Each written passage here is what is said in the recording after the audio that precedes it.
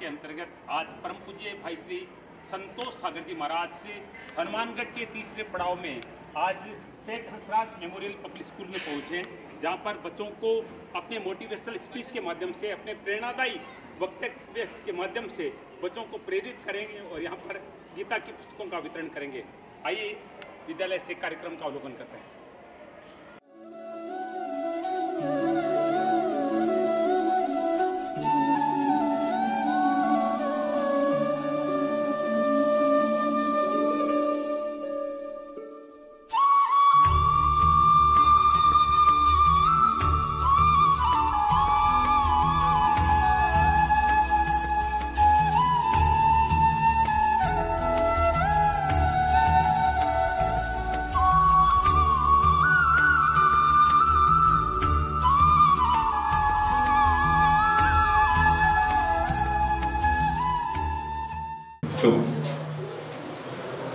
हनुमानगढ़ में सनातन धर्म यात्रा के तहत एक कार्यक्रम हो रहा है और आज बड़े हर्ष का विषय है। हमारे पूज्य भाई जी श्री संतोष कुमार जी महाराज यहाँ पधारे हैं। हम शाला परिवार की तरफ से उनका स्वागत करते हैं और आए हुए सभी मेहमानों का भी स्वागत करते हैं। बोलिए श्री कृष्णचंद्र भगवान की जय, सरस्वती माता की जय। माँ शारदा के मंदिर में, माँ सरस्वती के मंदिर में, सेठ हंसराज पब्लिक स्कूल में आकर आज हमें बहुत प्रसन्नता हो रही है सब बच्चों के बीच में आकर। मेरे बगल में बैठे हैं, आप सबके सामने बैठे हैं राष्ट्र के युवा संत परम पूज्य भाई संतोष सागर जी महाराज। आप राजस्थान में बीकानेर जिले के श्री डूंगरगढ़ से पधारे हैं। आपने राजस्थान के 33 जिलों में सनातन धर्म यात्रा शुरू की है। बच्चों, आप सब राष्ट्र का भविष्य है। ये देश आपसे बहुत आशाएं करता है। आज का जो युग है वो आधुनिक युग है, तकनीकी का युग है, मोबाइल और कंप्यूटर का युग है और बच्चों की अधिकतर जो एनर्जी है वो मोबाइल में, कंप्यूटर में, तकनीक की तरफ ज्यादा है। ऐसे में जो बच्चे हैं वो अपना जो वास्तविक ध्येय है कि हमारा समाज के प्रति, हमारा विद्यालय के प्रति, हमारा राष्ट्र के प्रति क्या कर्तव्य है, इसको भूलते जा रहे हैं। ध्यान से सुनना, भाई श्री केवल आधे घंटे आपके सामने बोलेंगे और बच्चों ये जो आधा घंटा है वो आपके जीवन का अनमोल आधा घंटा बन जाएगा। मैं आपसे वादा करता हूं, आप विद्यालय में 7-8 घंटे व्यतीत करते हैं, पढ़ते हैं। 7 या 8 घंटे में से जो बच्चा 5 घंटे ध्यान से पढ़ लेता है, गुरुजनों की बात सुन लेता है, वो सफलता के चरम पे पहुंच जाता है। हमारे असफलता का कारण क्या होता है कि हमारा जो ध्यान है वो अपने लक्ष्य की तरफ नहीं रहता है। अभी जो आपकी उम्र है उसमें आपका सबसे बड़ा कार्य है शिक्षा ग्रहण करना। गुरुजन जो हमें बता रहे हैं उसकी तरफ ध्यान देना, उसको सुनना, उसको पढ़ना और उसके बाद में बहुत सुंदर ढंग से अपने लक्ष्य को प्राप्त करना। लेकिन ऐसा इसलिए नहीं हो रहा है कि ये जो चकाचौंध है वर्तमान की, ये बच्चों को अपने लक्ष्य से भटका रही है। भाई श्री के साथ में बहुत लंबे समय से हूँ। आपका ये जो सनातन धर्म यात्रा का जो संकल्प है वो सबसे बड़ा कारण है आप बच्चों को संस्कारित करना। युवाओं के लिए आपने पूरे देश में 200 से अधिक कथाएं करी है, राम कथा, भागवत कथा, देवी महापुराण, शिव महापुराण, बहुत सारी कथाएं कही। लेकिन आपके मन में वाकई जो मैं कथाएं कर रहा हूं उसमें तो बड़े बड़े उम्र के लोग आते हैं। वो अपना आत्म कल्याण तो कर सकते हैं लेकिन राष्ट्र का कल्याण वो क्या करेंगे, क्योंकि वो अपनी जिंदगी जी चुके हैं। लेकिन जो देश है, जो हमारा राष्ट्र है, वो हमारा समाज है, वो अगर बदल सकता है उसको बदलने की क्षमता आप जैसे बच्चे रखते हैं, आप जैसे युवा रखते हैं। ये बेटियां देश का भविष्य है। आज हम देख रहे हैं कि बेटों से ज़्यादा बेटियां सफलता प्राप्त कर रही है, बड़े बड़े पदों पर पहुंच रही है। देश की उन्नति में बेटियों का सबसे बड़ा योगदान हो रहा है। उसके पीछे बड़ा कारण है, भाईश्री की कथाएं होती है, उसमें 80% महिलाएं आती है, 20% पुरुष आते हैं। हालांकि ये भी सही है कि जो पुरुष हैं उनको बहुत सारे कार्य करने पड़ते हैं, आय के साधन जुटाने पड़ते हैं, तब हमारा घर चलता है। लेकिन धर्म क्या है? धर्म वो है जो हमें अपने जीने की जो वजह है वो हमें धर्म बताता है। ये मेरे वचन नहीं है, ये भाईश्री के वचन हैं। तो आपका उद्देश्य है कि बच्चों को संस्कारित कैसे किया जाए। बड़े बुजुर्ग तो आते हैं, कथा अपना आत्म कल्याण कर लेते हैं, लेकिन आपकी जो ये उम्र है ना, ये उम्र वो उम्र है जिसमें आपको अपने जीवन का उद्देश्य देखना है कि हम इस दुनिया में क्यों आए हैं, हम पढ़ क्यों रहे हैं, हमें कुछ बनना है तो क्यों बनना है, और अगर बनेंगे तो उसके बाद में हमें क्या करना है। एक बात बताइए, पैसे से सुख मिलता है केवल? आप देखते हैं बड़े बड़े अभिनेता, बड़े बड़े डॉक्टर, इंजीनियर आत्महत्याएं करें, बड़े बड़े पदों पर रहने वाले, अगर उस पैसे में, पद में सुख होता तो मरते क्यों? सोचने की बात है, ध्यान से सुनना। मैं जो कुछ बोल रहा हूँ मैं मुझे भाईश्री से ही मैंने सीखा है, संतों से सीखा है, हमारे वेद पुराणों से सीखा है, गीता से सीखा है। तो ये सब जो अमृत वचन है वो भाईश्री आज आपको बताने के लिए आए हैं। और भाईश्री में ऐसा कहते हैं कि जब मैं बैठता हूँ तो बच्चे गंभीर हो जाते हैं। आपकी स्कूल का नाम ही हंसराज है, हंसते क्यों नहीं हो? एक बार जोर से मुस्कुरा दीजिए, मुस्कुराइए, क्योंकि हम हनुमानगढ़ में हैं।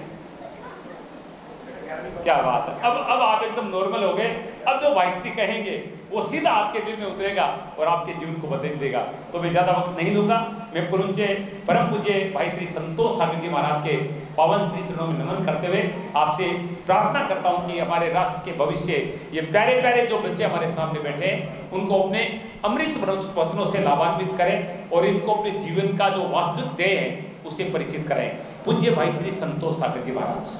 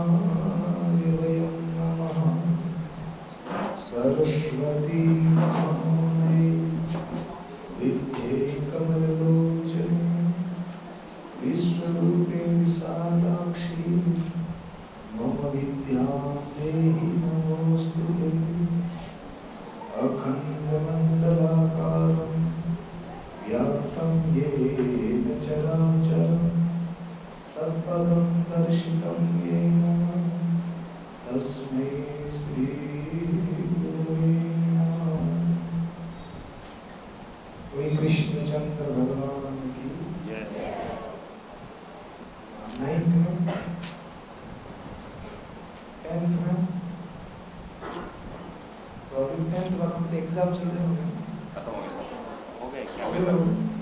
9th वालों के चल रहे, 8वीं वालों के भी हो गए? नहीं चल रहे हैं सर, उनके चल रहे हैं। तो 10th वालों के एग्जाम कैसे हुए? तो बहुत सारी बातें आज हम लोग करने वाले हैं।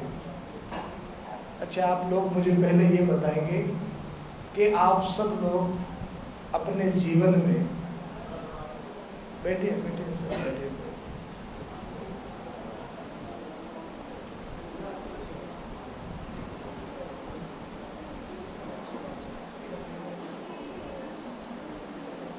और बच्चे आ रहे हैं क्या?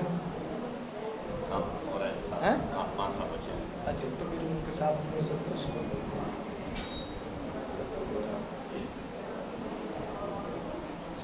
थोड़ा और आगे जाइए, आगे जाओ, थोड़ा सा आगे हो जाओ, और आगे हो जाओ, बस आगे।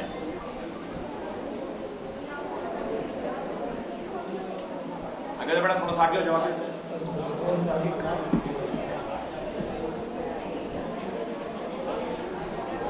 बस बस बस बोलना।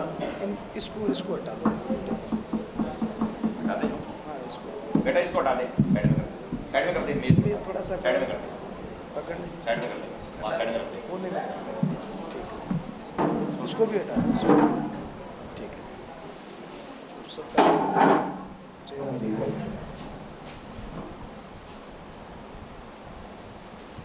Okay, ready?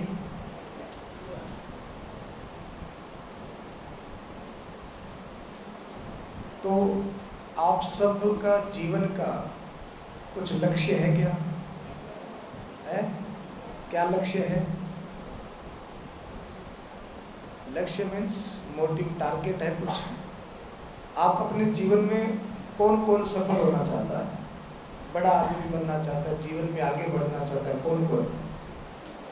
संकोच मत करना, आज शर्म मत करना, खुले दिल से हमें बहुत सारी बातें करनी है आपके साथ जो आपके जीवन को अच्छा बना सके। आप कमजोर हैं क्या? ऐसे करो पूरा खुल के एकदम। हाँ, निश्चित आप सब लोग अपने जीवन में बड़ा, नीचे करो, बड़ा आदमी बनना चाहते हैं, आप सब सफल होना चाहते हैं। तो मैं आज आपको कुछ ऐसी बातें बताने आया हूँ, अगर उन बातों को आपने अपने जीवन में अपना लिया, धारण कर लिया, तो मैं आपको गारंटी देता हूँ आपको सफल होने से कोई नहीं रोक सकता। आप अपने जीवन में जो सक्सेस, जो अचीवमेंट चाहते हैं, निश्चित आपको वो प्राप्त होगी। अच्छा, अब आप मेरे एक प्रश्न का उत्तर दीजिए, आदमी के जीने के लिए सबसे मोस्ट इम्पोर्टेंट 3 जरूरतें क्या होती है? 3 चीजें जो हमारे लिए जरूरी है। एक पुरानी फिल्म आई थी, पिक्चर आई थी, उसका नाम है रोटी कपड़ा। तो 3 चीजें कौन सी इंपॉर्टेंट है? रोटी, कपड़ा और मकान। तो ये 3 चीजें मोस्ट इम्पोर्टेंट है। अब एक चीज ऐसी और होती है जो इन तीनों से भी ऊपर होती है, जो जीवन जीने के लिए और अपन को सफल होने के लिए सबसे ज्यादा जरूरी है। क्या चीज है? शिक्षा, विद्या। तो निश्चित आप हंसराज मेमोरियल पब्लिक स्कूल में पढ़ते हैं और आपके गुरुजनों को मेरा प्रणाम है, आप सबको मेरा प्रणाम है, क्योंकि आप लोगों के चेहरे की और गंभीरता को देखकर ही पता पड़ रहा है कि आपको कैसे संस्कार स्कूल से मिल रहे हैं। तो आप सबसे मिलकर ये शिक्षण की ये गंभीरता, यही आपको जीवन में सक्सेस दिलाएगी। क्योंकि जिसको सुनना नहीं आता ना, वो अपने जीवन में कभी सफल नहीं हो सकता। इसलिए जीवन में सफल होना है तो पहले अपने को क्या चाहिए? सुनना, सीखना आना चाहिए। जब हम अपने मम्मी पापा की, गुरुजी की या किसी भी महापुरुष की बातों को अच्छे से सुनते हैं और हमने सुनना सीख लिया, तो हमारे जीवन में बदलाव आने के चांसेस होते हैं कि हम कुछ बन सकते हैं, कुछ बड़ा कर सकते हैं। तो सबसे मोस्ट इम्पोर्टेंट रोटी, कपड़ा और मकान, और उससे भी महत्वपूर्ण चीज होती है शिक्षा, विद्या।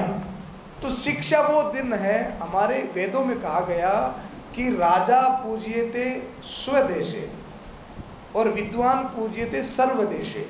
यानी कि कितना भी बड़ा राजा भी क्यों ना हो, उसकी पूजा जो होती है वो केवल अपने इलाके में होती है, अपने गांव में होती है, अपने राष्ट्र में, अपने देश में होती है। पर जो शिक्षित होता है, जो विद्वान होता है, विद्वान पूज्यते सर्वदेशे। तो विद्वान की पूजा कहाँ होती है? बोले सर्वदेश में होती है। हमारे महापुरुषों ने हमें 2 विद्याएं दी, एक शस्त्र की और एक शास्त्र की। तो शस्त्र और शास्त्र दोनों ही इम्पोर्टेंट है, उसमें भी सबसे ज़्यादा इम्पोर्टेंट है शास्त्र। हर दिन आपके पास में बैंक बैलेंस कितना है, आपके पास में सोना कितना है, आपके पास में भूमि कितनी है, वो मायने नहीं रखता। धन जो होता है वो कम बेसी हो सकता है, वो खो सकता है, वो जा सकता है। शस्त्र की विद्या आप जानते हैं, तो एक समय अनुसार शरीर में कमजोरी आ जाती है, तो वो भी अपन चलाने में असमर्थ हो जाते हैं।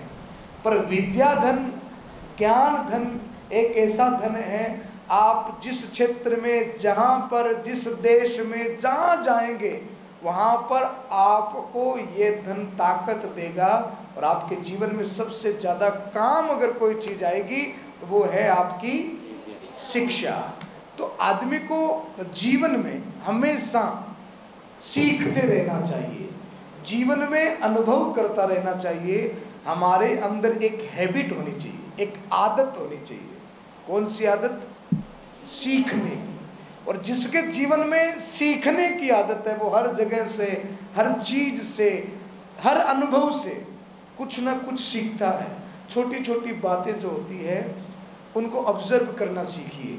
अपने आसपास दैनिक दिनचर्या में जो घटनाएं होती है, गुरुजन क्या करते हैं, माता पिता क्या कर रहे हैं, हमारे आसपास में क्या घटनाएं हो रही है, क्या चीज़ें हो रही है, इन सब चीज़ों से हमें रोज कुछ न कुछ शिक्षा, रोज कुछ न कुछ सीखने को प्राप्त होता है। तो एक हमारे अंदर हैबिट हो रोज सीखने की।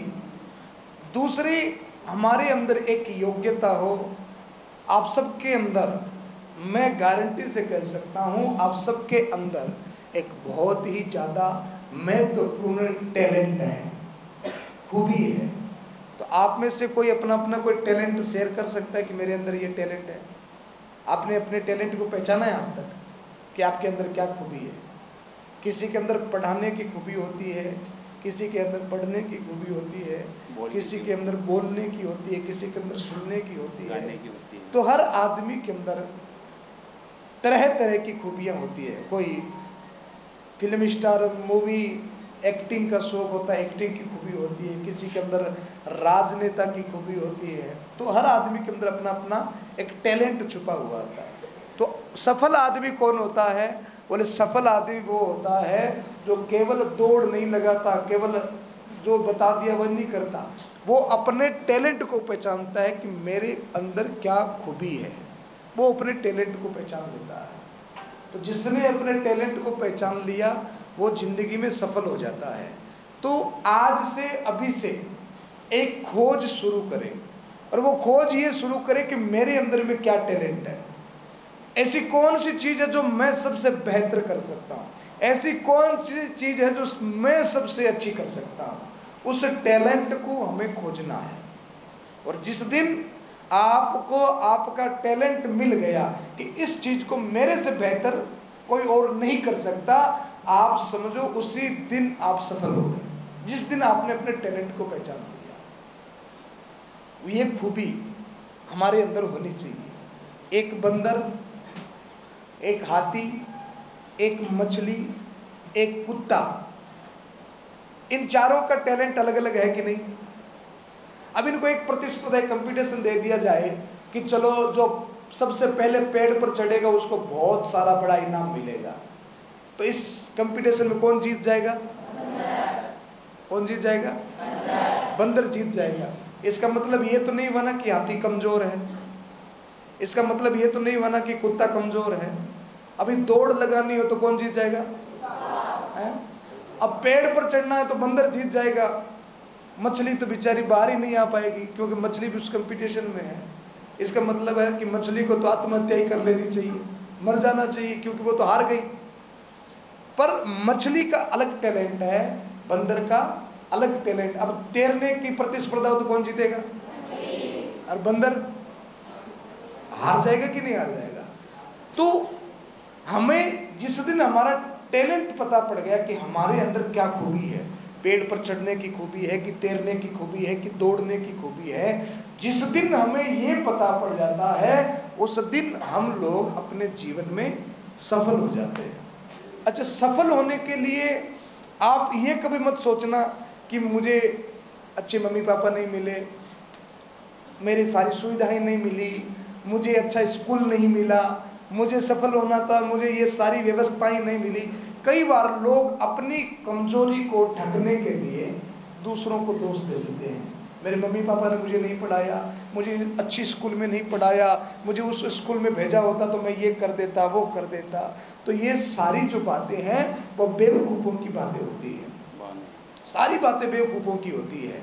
जिसके अंदर टैलेंट है, जिसके मेहनत करने का हुनर है, जिसके अंदर हैबिट है हमेशा कुछ सीखने की, तो जिंदगी में ऐसी कोई व्यवस्था नहीं बनी जो उसको सफल होने से रोक सके। सपना वो नहीं होता जो हमने खुली आंखों से देखा है, सपना वो नहीं होता जो सोने के बाद में आता है, सपना वो होता है जो हमें कभी सोने ही न दे, जिसके कारण हमें नींद उड़ जाए हमारी। आपने कहा मुझे आरएस बनना है, तो उसको बनने के लिए आपकी नींद उड़ जानी चाहिए, आपको चैन नहीं होना चाहिए। आप जागते बैठते उठते समय आपके मन में वही चिंतन चलना चाहिए कि मैं अपने अचीवमेंट को प्राप्त करने के लिए मैं क्या क्या कर सकता हूँ, क्या क्या कर सकती हूँ। अपने कमरे में जहाँ जहाँ आप बैठते हैं आपका सपना आपकी आंखों के सामने रहना चाहिए। इसमें एक दो चीज़ें होती है, एक तो होता है फोकस, एक होता है डीफोकस। फोकस का मतलब है हम अपने जिस सपने को हमने देखा है उसके हमारा केंद्र उसके ऊपर रहे, उसके ऊपर हमारा फोकस रहे। डीफोकस का मतलब हो गया कि अगर 24 घंटे ही केवल उसी के बारे में सोचोगे तो आप पागल हो जाओगे। तो कभी कभी डीफोकस करना, अपने सपने के साथ में जीना। जैसे आपके अभी एग्ज़ाम चल रहे हैं, कई बार क्या होता है हम 8-10 दिन 15 दिन एग्ज़ाम होते हैं तो हम क्या करते हैं, टेलीविज़न देखना बंद कर देते हैं, हम किसी से बोलना भी बंद कर देते हैं, घर से बाहर जाना भी बंद कर देते हैं, हम यार दोस्तों से मिलना भी बंद कर देते हैं। बोले अभी एग्ज़ाम में केवल पढ़ाई करनी है, केवल पढ़ाई करनी है। तो उसमें क्या होता पता है, मेमोरी कमज़ोर हो जाती है, उससे आप ज़्यादा सफल नहीं होते हैं।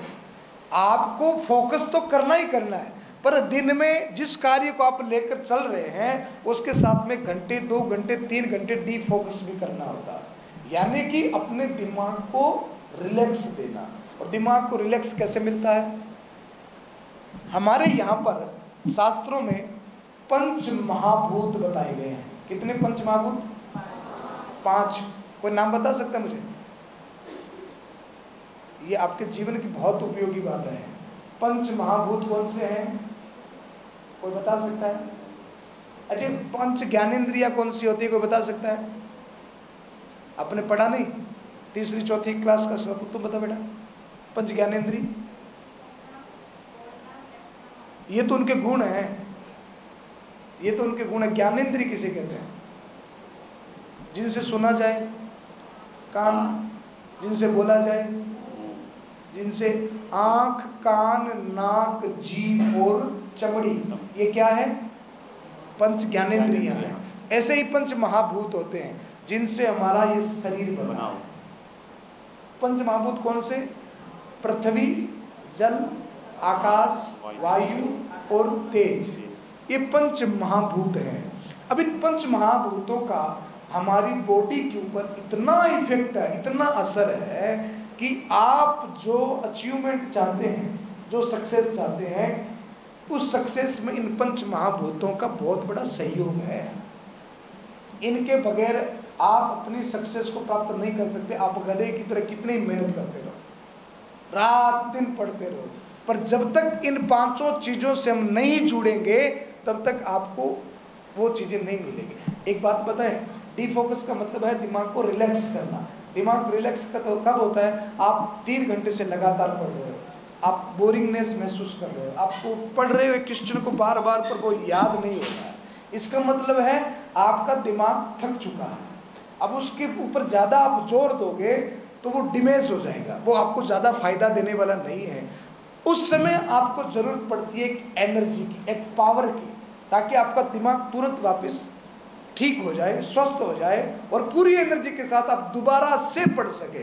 तो उसके लिए आपको क्या करना होता है पता है? आप कभी महसूस करना, जब आप 2 घंटे पढ़ रहे हो और 2 घंटे पढ़ाई करने के बाद जब आप थक जाओ तो तुरंत आप, आपके घर में खिड़की होगी ना, उस खिड़की को खोलना, खोलते हैं जो हवा आएगी, तेज हवा आती है, उस हवा को ऑब्जर्व करना, उस हवा को आप लेना, मुंह खोल के उसको ग्रहण करना। आप देखोगे कि 2 मिनट में ही आपका दिमाग बिल्कुल रिलैक्स हो जाता है, ठीक हो जाता है। आप जब थका हुआ महसूस करो तो आप क्या करना, बोले आप नंगे पांव आप भूमि पर, जमीन पर घूमना, दौड़ना, खेलना जमीन के ऊपर, रेत में खेलना, भूमि पर खेलना, तो उससे क्या होगा पता है? वो भूमि तत्व आपके शरीर में ऑब्जर्व होगा, उसको आप ग्रहण करेंगे, आप महसूस करोगे, तुरंत आपके अंदर एनर्जी आ गई। आज हमारा दिमाग कमजोर हो रहा है, मेमोरी पावर कम हो रहा है, हमारी याददाश्त कम हो रही है। इसका एक कारण ये भी हो जाता है कि हम इन पंच महाभूतों से जुड़ते नहीं हैं। आजकल हमारा ज़्यादा समय मोबाइल पर बीतता है, गेम भी मोबाइल पर ही हम खेलते हैं, ज़्यादा समय टेलीविज़न पर बीत जाता है, तो ये हमारे दिमाग को कमज़ोर करता है, हमारा नुकसान करता है, शारीरिक नुकसान करता है। तो हमें खेल भी ऐसे खेलने जो हमें प्रकृति से जोड़े, इन पंच महाभूतों से जोड़े और हमारी एनर्जी को डेवलप करे। तो उससे क्या होगा, आपने जो टारगेट पकड़ा, आपने जो लक्ष्य लिया है, वो आपको बहुत सरल तरीके से प्राप्त हो जाएगा, आपकी बहुत ज़्यादा हेल्प हो जाएगी। समझ में आ रही है मेरी बातें? ऊपर से तो नहीं जा रही है? ऊपर से जा रही है कि समझ में आ रही है? आ रही है, थोड़ी थोड़ी आ रही है कि पूरी आ रही है? पूरी आ रही है। बहुत टैलेंटेड बंदे हो भैया। तो आपकी सक्सेस के लिए, आपकी उड़ान के लिए मैं अक्सर एक कहानी सुनाया करता हूँ। एक बार कोई गुब्बारा बेचने वाला हंसराज मेमोरियल पब्लिक स्कूल में आ गया। कौन आ गया? गुब्बारा बेचने वाला। तो उसके पास में बड़े रंग बिरंगे सुंदर सुंदर गुब्बारे थे। तो एक छोटी सी बच्ची ने उससे जाकर पूछा, सर ये ब्लैक वाला गुब्बारा उड़ता है क्या? तो उसने कहा यस उड़ता है। तो सर ये येलो वाला? बोले येलो वाला भी उड़ता है। सर ये रेड वाला? बोले रेड वाला भी उड़ता है। तो सर ये वाइट वाला? बोले वाइट वाला भी उड़ता है। उस गुब्बारे वाले ने उस छोटी बच्ची को समझाया, बेटा गुब्बारे के उड़ने में कलर का कोई रोल नहीं होता है। गुब्बारा उड़ता है, उसमें कलर का कोई रोल होता है क्या? कलर का कोई इफेक्ट नहीं होता। तो रोल किसका होता है? हवा का। तो उस गुब्बारे वाले ने उस बच्ची को समझाया कि गुब्बारा उड़ने में कलर का कोई रोल नहीं होता, गुब्बारा उड़ता है अपनी हवा से, जिसमें जितनी हवा भरी हुई है वो उतना ही ऊपर जाता है। तो मैं आपको समझाना चाहता हूँ कि आप किस परिवार से आते हैं, किस जाति से आते हैं, किस गांव से आते हैं, अमीरी में हैं कि गरीबी में हैं, इससे कोई फर्क नहीं पड़ता। आपकी उड़ान में आप उड़ोगे अपने अंदर की ऊर्जा से, आप अंदर की हवा से। अब डिपेंड करता है आपकी उड़ान के ऊपर कि आपके अंदर में, बोलो ना, हवा कितनी है, आपके अंदर में ऊर्जा कितनी है, इसके ऊपर डिपेंडेंट करता। आप कहाँ से आते हैं, अमीर घर से आते हैं कि गरीब घर से आते हैं, उससे कोई फर्क नहीं पड़ता। आपकी स्कूल कैसी मिली उससे कोई फर्क नहीं पड़ता। आपको फर्क पड़ता है कि आपके अंदर लगन कितनी है, आपके अंदर ऊर्जा कितनी है, आपके अंदर क्षमता कितनी है, आप अपने सफलता में कितना योगदान दे रहे हैं, अपने लिए कितना योगदान दे रहे हैं। इसलिए कभी स्पर्धा में न पड़े, कभी कंपटीशन में न पड़े।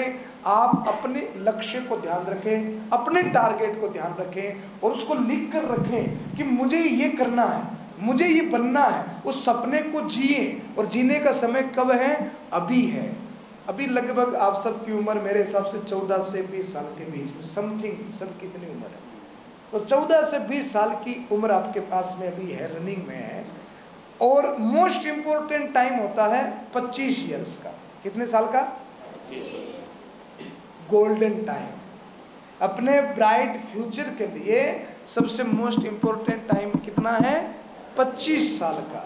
और इस 25 साल को आपने ईमानदारी से जी लिया, खूब मेहनत से जी लिया, तो मैं आपको विश्वास दिलाता हूँ आपको जिंदगी में कोई रोक नहीं सकता सफल होने के लिए। तो सफलता के ये दिव्य दिव्य आपके पास में सूत्र है। अपने सपने को जिए। आप अपनी इस उम्र में ज्ञान अर्जित करिए। जितना आपके पास में ज्ञान होगा, जिस क्षेत्र में आप जाएंगे उतना ही आपका रेस्पेक्ट होगा, आपका सम्मान होगा। जहां आप जाएंगे लोग आपके स्वागत के लिए खड़े रहेंगे, जहां आप जाएंगे लोग आपको सल्यूट करेंगे। और वो सल्यूट आपको तभी होगा जब आपके अंदर में क्या होगा? ज्ञान होगा, शिक्षा होगी। बिना ज्ञान के इस संसार में किसी का सम्मान नहीं हुआ। आज लोग किसी राजा को याद नहीं करते कि किस राजा के पास में कितना धन था, वो कितना बड़ा राजा था, इसके पास में अस्त्र शस्त्र कितने थे, कोई याद नहीं करता।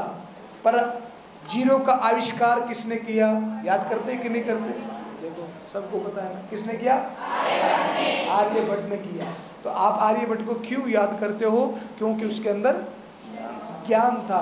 बल्ब किसने बनाया, घड़ी किसने बनाई, उन लोगों को हम याद क्यों करते हैं? क्योंकि इनके अंदर में ज्ञान था। और अपने जीवन में सफल होने के लिए, इतना ज्ञान प्राप्त करने के लिए आपको कड़ी मेहनत की आवश्यकता है। आपको आवश्यकता है कि आपका मन एक जगह पर टिका हुआ रहे, आपका मन कहीं भटके न। आजकल हमारे युवा बच्चे, आज हम सबको सबसे ज़्यादा नुकसान कौन पहुंचा रहा है पता है? फैशन। कौन पहुंचा रहा है? आप सब लोग तो मुझे फैशनेबल नहीं लगते, सीधे साधारण से लगते हैं। बाकी आप में से कोई 3 जगह से फटी हुई पैंट पहनता है?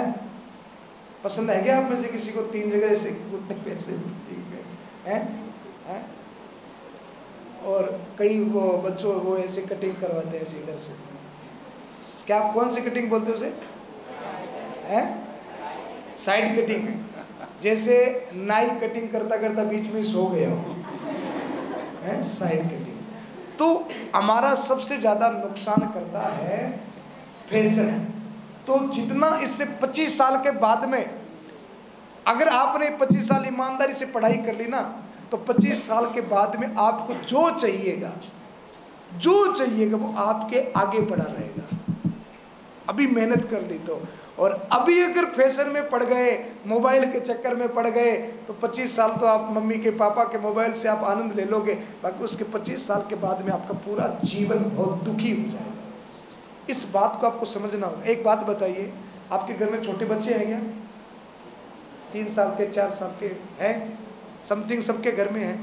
तो उन छोटे बच्चों के खेलने के लिए 5-5, 7-7 रुपए के खिलौने भी आते हैं, है कि नहीं है? खेलते हैं ना। आपको पता है वो छोटे बच्चे उन खिलौने के लिए कितना रोते हैं? रोते हैं कि नहीं रोते? यस या नो? रोते हैं ना। आप लोगों को पता है आप भी कभी उन खिलौने के लिए रोते थे? रोते थे कि नहीं रोते थे? जब आप भी 3 साल के, 4 साल के रहे होंगे तो उन खिलौने के लिए रोते थे कि नहीं रोते थे? अब खाना नहीं खा के आए हो क्या? टिफिन नहीं किया है तो आवाज ही नहीं आ रही है। बचपन में खिलौने के लिए रोते थे कि नहीं रोते थे? इतना तेज भी नहीं, थोड़ा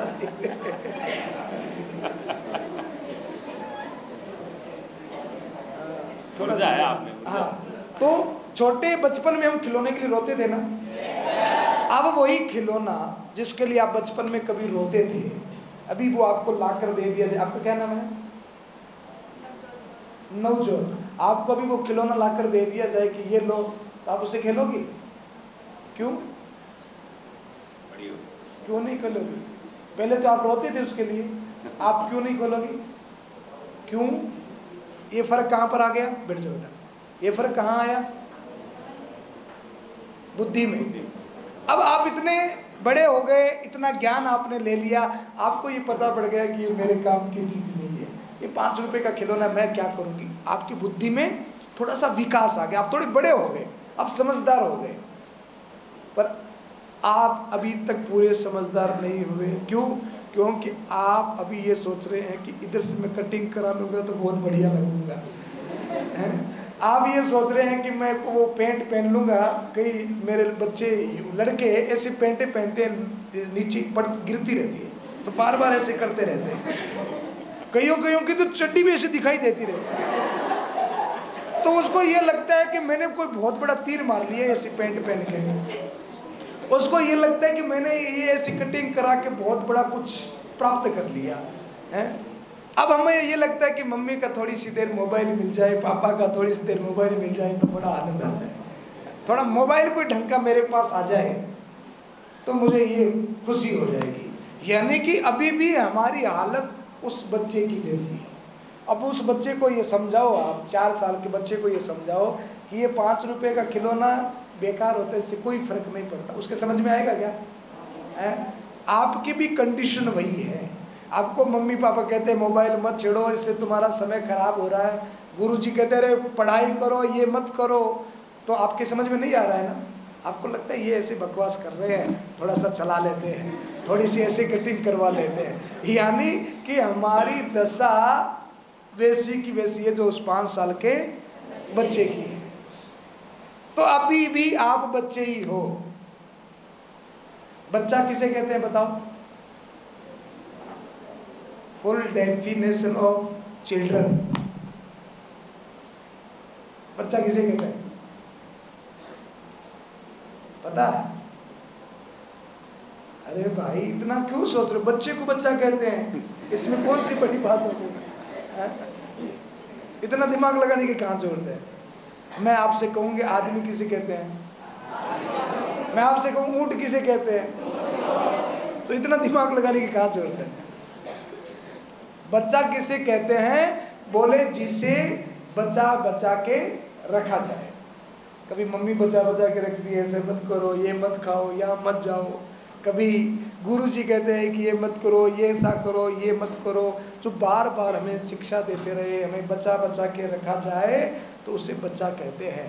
और जो मैच्योर हो जाता है, जिसे अपने अच्छे बुरे का ज्ञान हो जाता है समय पर कि हाँ मेरे लिए ये सही है, मेरे लिए ये गलत है, ये ज्ञान जिसको हो जाए वो अपने सक्सेस को, अपने अचीवमेंट को, अपने लक्ष्य को प्राप्त कर लेता है। तो आपको कड़ी मेहनत करनी है। 35 वर्ष के जब आप हो ना, तो उस 35 वर्ष की उम्र में आपके पास में ज्ञान भी होना चाहिए, बल भी होना चाहिए, और आपके पास में धन भी होना चाहिए। क्या क्या होना चाहिए? ज्ञान, बल और धन।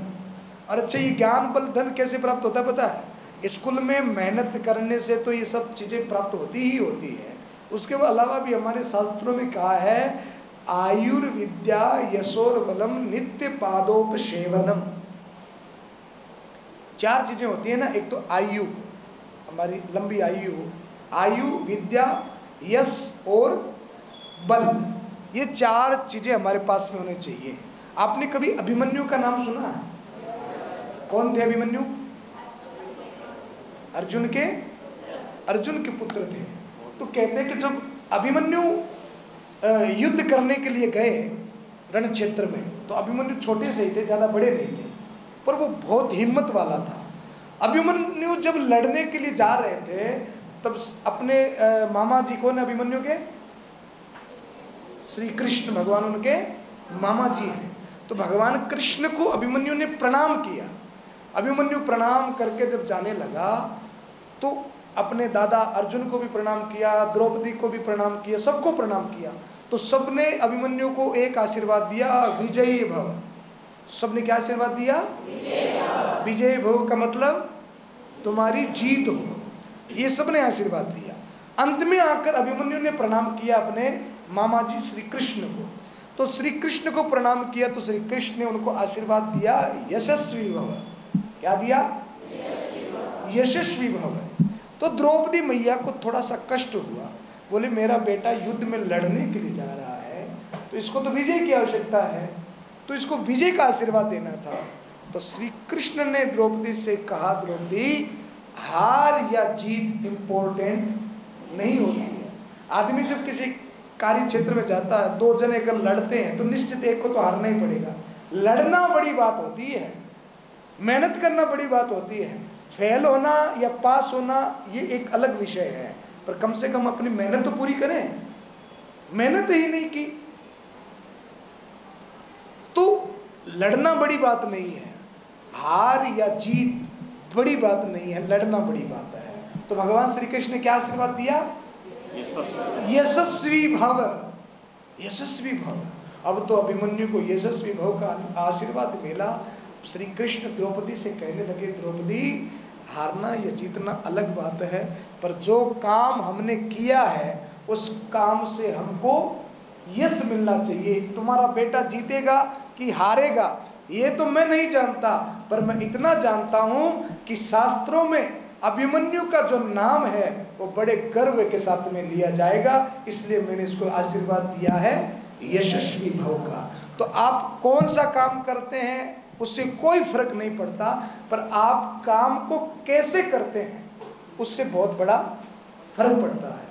तो आप जिस भी क्षेत्र में जाएं, कोई टीचर बने, कोई इंजीनियर बने, कोई बैंक मैनेजर बने, कोई डॉक्टर बने, तो आप कुछ भी बने, इससे कोई फर्क नहीं पड़ता है कि आप क्या बने हो, पर आप जो बने हो आप अपना काम कैसे कर रहे हो इसका बहुत ज़्यादा फर्क पड़ता है।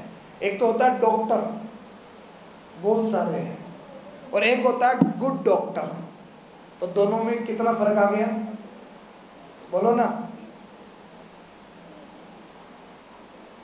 एक तो होता है टीचर और एक होता है गुड टीचर, दोनों में कितना फर्क है, बोलो ना। बहुत ज़्यादा फर्क है। टीचर तो बहुत सारे हो जाएंगे पर गुड टीचर बहुत कम होते हैं। डॉक्टर बहुत सारे होंगे पर गुड डॉक्टर बहुत कम होंगे। स्टूडेंट बहुत सारे होंगे, इस आपके विद्यालय में बहुत सारे स्टूडेंट होंगे, पर आपके जो है ना उनके कुछ स्टूडेंट फेवरेट है, वो कहते हैं गुड स्टूडेंट। काश हमारे सारे स्टूडेंट ऐसे होते। गुरु जी को ये पता होता है कि हाँ ये लड़के बहुत अच्छा है, ये लड़कियाँ बहुत अच्छा है, तो उनके मन में ये होता है कि दिस इज गुड स्टूडेंट, ये बहुत अच्छे हैं, ये बढ़िया है। तो हम क्या काम कर रहे हैं कोई फर्क नहीं पड़ता, पर हम अपने काम को कैसे कर रहे हैं उससे बहुत ज़्यादा फर्क पड़ता है। तो आप जिस भी क्षेत्र में जाना चाहो, आपका मोटिव, आपका लक्ष्य सुंदर होना चाहिए।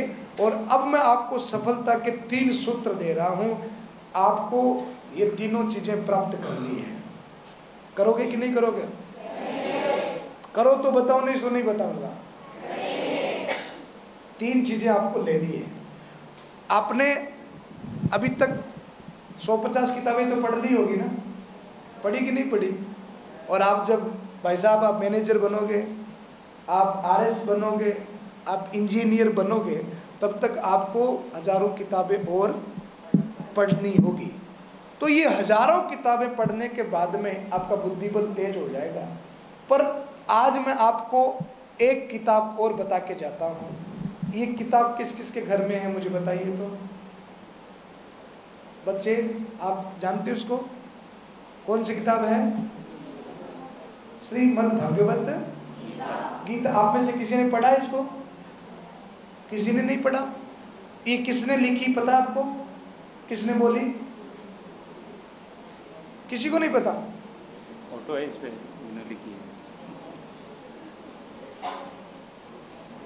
तो फोटो देख के बता रहे हो आप? हाँ, ये कॉमन सेंस जरूरी है भी तो देख बताइए।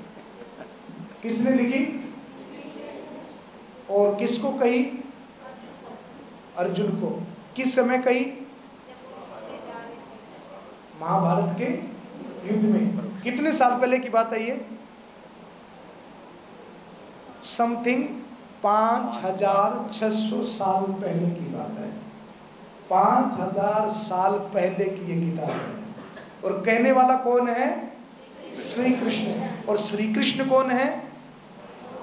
परमात्मा है, भगवान है, हम सबको जन्म देने वाले हैं, हमारे आराध्य देव हैं, ईश्वर हैं। तो श्री कृष्ण ने जो कही है तो वो बात इंपॉर्टेंट है कि नहीं है? कितनी जो बात भगवान ने कही, हमें किसी को फॉलो करना है। जो ईश्वर ने जो कहा है, जो भगवान ने जो कहा। दुनिया में तो आपको 100 तरीके के ज्ञान मिलेंगे, जो आएगा आज इस हमारे यहाँ पर पॉकेट में अगर कोई चीज़ मिलती है तो एडवाइस मिलती है, बाकी सब चीज़ का पैसा लगता है। तो श्री कृष्ण ने जो चीज़ हमें दी वो मोस्ट इम्पोर्टेंट है। अब इसमें क्या चीज़ दी, वैसे तो बहुत सारी बातें हैं, पर 3 चीज़ें मैं आपको मेन बताता हूँ। आप उसको जीवन में अपनाना, धारण करना, और आपने ये 3 चीज़ें अपने जीवन में उतार ली तो आई गारंटी योर सक्सेस। मैं गारंटी लेता हूँ कि आपको कोई रोक नहीं सकता सक्सेस होने से। इसमें 3 चीज़ें हैं। पहले तो अर्जुन को दिया भगवान ने कर्म योग। क्या दिया? कर्म मीन्स काम करना, मेहनत करना। तो पहले तो दिया कर्म योग, उसके बाद में दिया ज्ञान योग, और तीसरे नंबर पर दिया भक्ति योग। तो कौन कौन सी 3 चीजें इसमें? कर्म योग, ज्ञान योग और भक्ति योग। तो ये तीनों चीजें आपके लिए मोस्ट इंपॉर्टेंट हैं। और ये तीनों कैसे इंपॉर्टेंट है थोड़ी देर ध्यान से सुनिएगा। आपके जीवन में ये बहुत बड़ा सूत्र, बहुत बड़ा काम आएगा। तो आप में से कर्म के ऊपर विश्वास कौन कौन करता है? कर्म के ऊपर कौन कौन विश्वास करता है? और भाग्य के ऊपर? आप लोग बहुत संकोच कर रहे हैं। कहीं मेरा चेहरा डरावना लग रहा है क्या आपको? कर्म के ऊपर कौन कौन विश्वास करता है? ये मेहनत के ऊपर आप सब विश्वास करते हैं। और भाग्य के ऊपर? अच्छा, भाग्य के ऊपर भरोसा ही नहीं आपको? कितने झूठे हो आप लोग। मैं तो भाग्य के ऊपर बहुत भरोसा करता हूँ। क्यों करता हूँ पता है? अच्छा, आज मैं आपके पास आया हूँ, मैं आपको अच्छी अच्छी बातें मेरे हिसाब से बता रहा हूँ, तो आपने इसके लिए कोई काम किया क्या? कोई कर्म किया क्या? तो मैं आपको कैसे मिल गया? कैसे मिला? भाग्य से। आपने कोई उपकर्म नहीं किया ना, इसके लिए कोई कर्म नहीं किया ना, मैं आपके पास चल के आया हूँ। तो ये क्या है? भाग्य है। तो भाग्य जैसी चीज भी होती है, पर प्रधानता किसकी है? कर्म की है। कर्म करने वाला बहुत कुछ लेकर चला जाता है, और जो पीछे जो बच जाता है वो किसको मिलता है? भाग्य वाले को। तो कर्म करना मोस्ट इंपॉर्टेंट। तो पहली चीज है कर्म, मेहनत करो। पर वो मेहनत आपकी तभी सक्सेस होगी जब आपके पास में ज्ञान होगा। और ज्ञान और कर्म तभी रंग लेकर आएगा, तभी वो अच्छा करेंगे जब आपके पास में भक्ति होगी। भक्ति मीन्स क्या? एक तो भक्ति होती है कि जिस ईश्वर ने हमको जन्म दिया, राम ने, कृष्ण ने, तो उनके प्रति हमारी श्रद्धा हो, भाव हो, श्रद्धा से उनकी पूजा हम करें, उनके प्रति हमारा एक अच्छा विवेक हो, अच्छा भाव हो। तो पहली चीज तो भक्ति वो हो गई। दूसरी भक्ति अपने राष्ट्र के प्रति, जिस धरती पर हम जन्मे हैं, जिस राष्ट्र की रोटी हम खा रहे हैं, जिस राष्ट्र की कणक हम खा रहे हैं, क्या इसके प्रति हमारा कोई दायित्व नहीं है? बोलो ना। जिस धरती पर आप जन्मे हो उसके प्रति हमारा दायित्व है कि नहीं है? है ना। हमारी धरती को हम क्या कहते हैं? क्या कहते हैं? माता कहते हैं। आपने कभी सुना है इंग्लैंड माता? है? आपने कभी सुना इटली माता? आपने कभी सुना अमेरिका माता? है? तो हमारे देश को क्या कहते हैं? भारत माता। ये हमारी संस्कृति है। हमारी संस्कृति हमें प्रकृति से प्रेम करना सिखाती है। हमारी संस्कृति हमें जानवरों से प्रेम करना सिखाती है। हमारी संस्कृति हमें नदियों से प्रेम करना चाहती है। हमारे गाय को क्या कहते हैं? माता। गंगा जी को क्या कहते हैं? माता। तो हमारी संस्कृति में क्या सिखाती है? नदियों से, पृथ्वी से, प्रकृति से सबसे प्रेम करना सिखाती है। एक जोक याद आ गया, सुना दो। एक बार एक कोई अंग्रेज आ गया भारत में। अंग्रेज आया और भारत में उसको कोई संत मिल गया, कोई महापुरुष मिल गया, तो उस संत के साथ में वो हो लिया। अब थोड़ी दूर आगे चले तो बीच में एक तुलसी का पौधा लगा हुआ था। आप घर में है तुलसी? सबके घर में तुलसी, आपके सबके घर में तुलसी होनी चाहिए। नहीं है तो तुरंत लगाएं। तो अंग्रेज ने, संत ने तुलसी को देखा और तुलसी को देखते उस संत ने प्रणाम किया, हे तुलसी माता। तो अंग्रेज ने को गुस्सा आ गया। अंग्रेज को बोले, व्हाट इज दिस? ये क्या? पागल हो तुम लोग, जाहिल हो, गवार हो। एक पौधे को तुम लोग माता कह रहे हो। और उसने डंडा लेकर तुलसी के पौधे को झाड़ दिया। अब तो संत जी को बड़ा गुस्सा आया, तुलसी माता को डंडा मार दिया। अब फिर तुझे सबक सिखाता हूं, तू भी क्या जानेगा, तेरा पंगा किसी भारत से हुआ है। अब आगे चल। आगे एक ऐसे पौधे के पास में लेकर गया। एक वो पेड़ होता है जिसको छूने से खुजली आती है, क्या नाम होता है इसका? कैक्टस, ऐसा कुछ नाम होता है। हाँ, अब उस कैक्टस के पास में लेकर गया और उसने जाकर क्या पता है? हे पूज्य पिताजी। अब उस अंग्रेज को बड़ा गुस्सा आया, यार तुम बड़े जाहिल लोग हो, किसी को माता बना लेते हो, किसी को पिता बना लेते हो। और उसने डंडा लेकर उसको भी झाड़ दिया। और जो ही झाड़ा तो क्या हुआ? पूरे शरीर पर खुजली चालू हो गई। अब तो वो होय हाय करने लगा, चिल्लाने लगा, रे ये क्या हो गया, क्या हो गया। तो साधु ने कहा कि तुमने हमारी माता को छेड़ा ना तो पिताजी नाराज हो गए, मम्मी को छेड़ा तो क्या हो गया, पापा नाराज हो गए। बोले अब क्या करे, बोले चलो गौ माता। बोले उससे क्या होगा, बोले गाय के गोबर को लगाओ तो तुम्हारी खुजली ठीक हो जाएगी। गाय के गोबर में से साइंटिफिक कारण भी मानते हैं कि कोई भी दांत खाज खुजली हो तो गाय का गोबर लगाने से ठीक हो जाता है। तो बोले ये लगाओ। अब उसने पूरे शरीर पर गोबर लगा लिया तो कुछ ठंडक मिली, राहत हुई, खुजली ठीक हुई। बोले पूरी बॉडी गंदी हो गई, अब क्या करो। बोले चलो गंगा माता, गंगा माता चलो तो वहां पर साफ भी हो जाएगा। तो हमारी संस्कृति हमें प्रकृति से प्रेम करना सिखाती है। हमारे कोई भी ऐसे देवता नहीं जिसके पास में कोई पशु नहीं है कि नहीं। शिव जी के पास में जाएंगे तो क्या होगा, गले में, और गणेश जी के पास में, दुर्गा मैया के पास में, और कृष्ण जी के पास में गौ माता है। तो हर एक देवता के पास में पशु है कि नहीं है। तो हमें पशु प्रेम करने का ज्ञान मिलता है, हमें पशुओं से प्रेम होना चाहिए। हमारे देवता प्रकृति से भी प्रेम करते हैं। शिव जी को प्रसन्न करना हो तो क्या चढ़ाना चाहिए, प्रकृति में क्या आता है, बिल्व पत्र, और गणेश जी को दूब दुर्वा, और ठाकुर जी को, कृष्ण जी को तुलसी, है कि नहीं। ठाकुर जी को प्रसन्न करना हो तो तुलसी चढ़ाओ, गणेश जी को प्रसन्न करना हो तो दूब चढ़ाओ, शिव जी को प्रसन्न करना हो तो बिल्व पत्र चढ़ाओ। तो इनको पुष्पों से, प्रकृति से प्रेम है कि नहीं है। तो हमारे देवी देवताओं ने हमें प्रकृति से प्रेम करना सिखाया, पशु से प्रेम करना सिखाया। हम बड़े बड़े महापुरुषों के नाम सुनते हैं, छत्रपति शिवाजी, गुरु गोविंद सिंह, गुरु नानक देव, भगत सिंह। इन्होंने, इनके अंदर में क्या थी, इनके अंदर राष्ट्रभक्ति थी। इन्होंने हमें क्या सिखाया, राष्ट्रभक्ति करना सिखाया, राष्ट्र के लिए मरना सिखाया, क्योंकि ये भी हमारी भक्ति है। तो हमारी भक्ति भगवान के प्रति, हमारी भक्ति राष्ट्र के प्रति, और हमारी भक्ति अपने माता पिता के प्रति जिन्होंने हमें जन्म दिया है, और हमारी भक्ति हमारे गुरुजनों के प्रति जिन्होंने हमें ABCD बोलना सिखाया, कक गगड़ा बोलना सिखाया। तो इनके प्रति जब हम भक्ति रखेंगे, उदार भाव रखेंगे, आप कितने भी बड़े बन जाएं पर इनका कर्ज आप कभी चुका नहीं सकते। इसलिए हमेशा इनके सामने विनम्र बन के रहिए। अपने राष्ट्र के लिए कोई भी अपने देश के बारे में, राष्ट्र के बारे में, हमारे धर्म के बारे में गलत बात करे तो तुरंत उसको रोकना चाहिए। आपकी मम्मी के बारे में आपको कोई गलत कहे तो आप सहन कर पाएंगे। वैसे ही ये धरती जो है वो हमारी क्या है, माँ है। भारत क्या है, माँ है। तो इसके बारे में भी कोई अंगुली उठाए, कोई गलत बोले, कोई गलत कहे तो हमें कभी भी सहन नहीं करना चाहिए, क्योंकि हमारा दायित्व है इसकी रक्षा करना। तो धर्म के लिए, राष्ट्र के लिए, माता पिता के लिए, गुरुजनों के लिए और ईश्वर के लिए हमारे अंदर में भक्ति होनी चाहिए। तो सबसे पहली चीज क्या बताई मैंने, कर्म करना। दूसरी चीज ज्ञान, और तीसरी चीज भक्ति।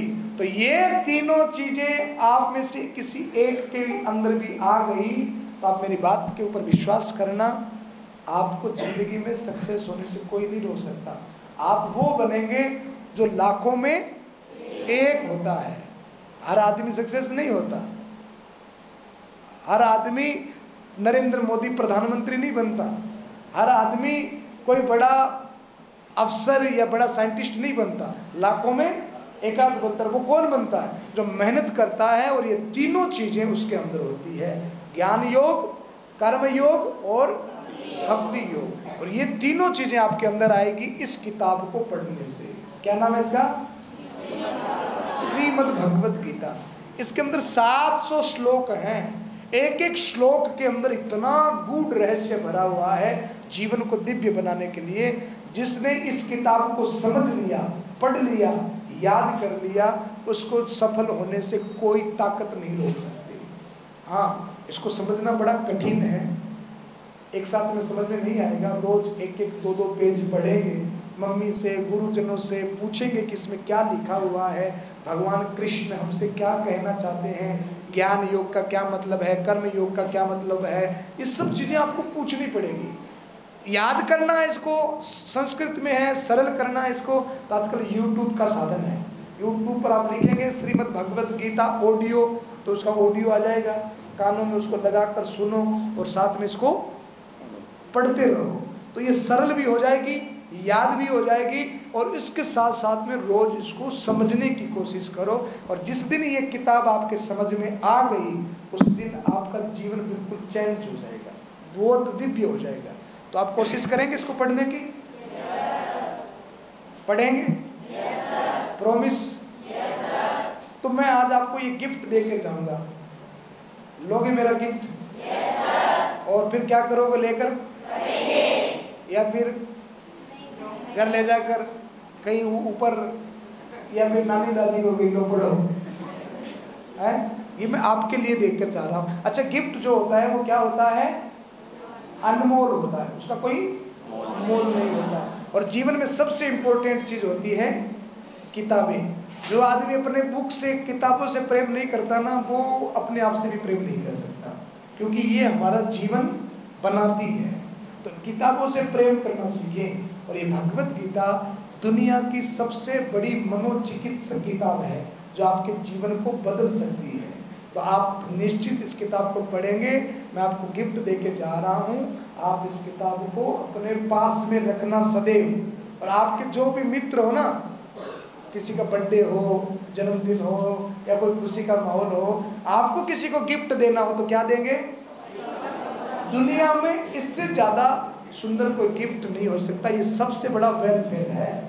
किसी को अच्छी बात बताना सबसे बड़ा उपहार होता है उसके लिए, किसी को अच्छी बात दे देना। तो आप सबको मैं भगवत गीता देकर जा रहा हूँ, आप सब इसको पढ़ना। और आप लोगों को ये बातें अगर दोबारा सुननी हो तो ये जो वीडियो आप सबका बना है ना, ये मैं YouTube पे अपलोड कर दूँ? कर दूँ? आप सब देखेंगे इसे? तो कल या परसों तक आपका ये वीडियो YouTube पर अपलोड हो जाएगा। तो आप मेरे नाम से ही सर्च करके देख सकते हैं, भाई श्री संतोष सागर लिखेंगे तो आपका ये वीडियो कल अपलोड हो जाएगा, परसों हो जाएगा। तो आप इसको जरूर देखना, सुनना। और सबसे मोस्ट इम्पोर्टेंट बात है, भगवत गीता को आप हमेशा अपने पास रखेंगे। तो आप सबको मैं आपको गिफ्ट दूंगा।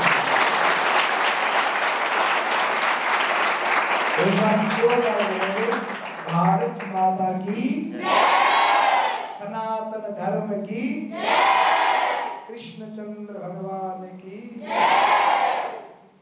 धन्यवाद। एक बात अभी भाई श्री ने कहा था कि सफलता प्राप्त करने के लिए न तो कोई जाति होती है, न कोई धर्म होता है, न कोई अमीर गरीब होता है। इसका सबसे बड़ा उदाहरण कौन है जानते हो आप? अभी इस युग में, पुरानी बात नहीं कर रहा हूँ, डॉक्टर अब्दुल कलाम जी का नाम सुना आपने? उनको किस नाम से जाना गया था? एक और नाम था उनका, मिसाइल मैन। देश के सबसे बड़े वैज्ञानिक। उसके बाद में क्या बने वो? राष्ट्रपति बने। जन्म कैसे घर में हुआ? एकदम गरीब घर में। पिताजी कौन थे? समुद्र में जाल फेंकते थे, नाव चलाते, मछली पकड़ते। कितना गरीब परिवार। उनका घर देखा आपने? एक बार फोटो देखा? झोंपड़े जैसा घर। लेकिन फिर भी कौन बने? देश के सबसे बड़े वैज्ञानिक बने, देश के राष्ट्रपति बने। और उन्होंने क्या पढ़ा पता है? मुस्लिम थे, पढ़ा क्या? गीता। उन्होंने खुद कहा अपने भाषण में, क्योंकि गीता जी से सारे ग्रंथ निकले। आप देखिए गुरु नानक देव, अब आप में से किसी ने पढ़ा है गुरु ग्रंथ साहब? पढ़ा है? गुरु ग्रंथ साहब में जगह जगह गीता जी का वर्णन किया गया है। सिख धर्म हमारे सनातन धर्म से निकला हुआ है, उसमें भी गीता का ही जो उदाहरण दिए गए हैं, ये जितने भी धर्म है वो सनातन धर्म से निकले हुए हैं, और उनमें सब में गीता की बातें लिखी गई है। एक मैं छोटी सी रोचक बात बताऊंगा आपको। महाराज श्रीनाथ बहुत सुंदर का है, इतना सुंदर जो, क्योंकि इतने जो गंभीर बच्चे भी महाराज जी नहीं देखे, मैंने भी नहीं देखा, कितना ध्यान से सुन लेते आप। तो देखिए एक बच्चा था, मैं किस चीज पे बता रहा हूँ, जो महाराज श्री ने जो शुरू की थी बात को, आदत पर। एक बच्चा था, वो उसकी आदत क्या थी? वो अपने घर के आसपास से किसी पेड़ से टहनी तोड़कर लाता, और उसके बाद में जो साइकिल का ट्यूब होता है उसमें रबड़ होता है, तो टहनी और रबड़ से मिलाकर क्या बनाया जाता है पता है आपको? गुलेल। तो उसकी आदत क्या थी कि वो टहनी तोड़ता और साइकिल का एक ट्यूब लेकर रबड़ निकालकर और गुलेल बनाता और चिड़िया मारता, उसकी आदत थी। अब गलत बात है ना जीव को मारना, तो लेकिन उसकी वो आदत थी, तो वो रोज यही काम करता। ध्यान से सुनिए, बहुत मजा आएगा आपको। तो उसके घर वाले परेशान हो गए, पड़ोसी भी कहने लगे ये क्या बेटा है आपका, ये तो रोज चिड़िया मारता है, गुलेल से निशाना लगता है, ये तो घर वाले उसको बहुत समझाने लगे, फर्क नहीं पड़ा। तो उसके बाद में अगर कोई किसी आदत होती है तो हम क्या करते हैं, डॉक्टर के पास जाते हैं। तो डॉक्टर के पास लेके, डॉक्टर साहब ये रोज ये चिड़िया मारता है, गुलेल बनाता है। तो डॉक्टर ने उसको कुछ दवाई दी कि उसका दिमाग ठीक हो जाए, फर्क नहीं पड़ा। लंबे समय दवाई देने के बाद में किसी समझदार व्यक्ति ने कहा कि इसको पागल खाने में ले जाओ, पागल हो गया है, ये आदत छोड़ता ही नहीं है। तो पागल खाने में लगे, तो डॉक्टर ने उसका ट्रीटमेंट किया, दवाई दी, फर्क नहीं पड़ा, तो उसको बिजली के झटके दिए। अब डॉक्टर क्या करते हैं, अगर आप पागल खाने में किसी को ले जाते हैं तो बार बार डॉक्टर वो जांच करता है उसकी। 6 महीने में ट्रीटमेंट के बाद में, इलाज के बाद में, डॉक्टर ने उसको बुलाया और उससे पूछा कि तेरा नाम क्या है। तो उसने कहा मेरा नाम अनिल है। बोले तुम क्या करते हो? बोले अभी तक तो कुछ नहीं करता। बोले कुछ करना चाहते हो? बोले बिल्कुल करना चाहता हूँ। बोले क्या करना चाहते हो? बोले पढ़ना चाहता हूँ। अच्छा, पढ़ने के बाद क्या बनना चाहते हो?